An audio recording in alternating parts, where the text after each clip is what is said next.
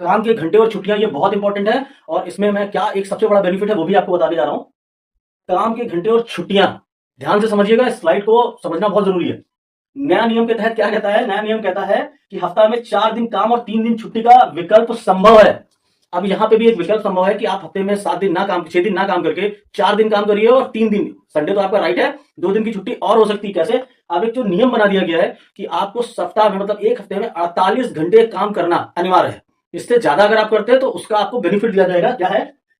साप्ताहिक काम के घंटे 48 ही होंगे, मतलब पूरे हफ्ते में जो आपको काम करना है सिर्फ 48 घंटे ही काम करना है। ये गवर्नमेंट का नियम है। यदि आप 4 दिन काम करते हैं, आपको प्रतिदिन 12 घंटे, सपोज दैट हमें सोमवार को मैंने 12 घंटे काम किया, मंगल को भी मैंने 12 घंटे काम किया, बुधवार को भी मैंने 12 घंटे किए, बृहस्पतिवार को भी मैंने 12 घंटे किए, टोटल 48 घंटे अगर ये हो गए तो बस मैंने काम कर लिया। जो नियम है उसके हिसाब से मैंने 48 घंटे काम कर लिया। अब मैं अगले 3 दिन जो सप्ताह के है उस दिन छुट्टी कर सकता हूं। ठीक है?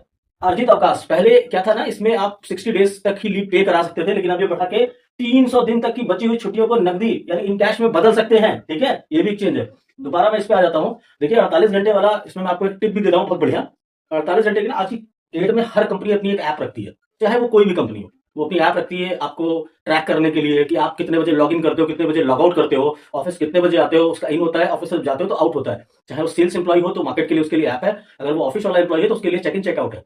अब आप समझिए, ये बहुत इंपॉर्टेंट है, लेकिन ये आपको बहुत फायदा करेगा। कैसे? कि आपने कितने दिन काम किया, ये उस ऐप से पूरा ट्रैक हो जाएगा। आपने कितने घंटे काम किया, कितनी देर काम किया, तो आप आगे बात कर सकते हो कि मेरे हफ्ता के 48 घंटे हो गए, मैंने इस हफ्ते का काम कर लिया, अब बचे हुए 3 दिन में छुट्टी ले सकता हूं। और ये आपका राइट है। ठीक है? ये नया लेबर लॉ कहता है कि आप 3 दिन की छुट्टी ले सकते हो अगर आपने 48 घंटे काम कर लिया। बहुत इंपॉर्टेंट है इस ऐप के बारे में जो मैंने बता रहा हूं आपको। हर कंपनी, हर एम्प्लॉय को ये ऐप देती है।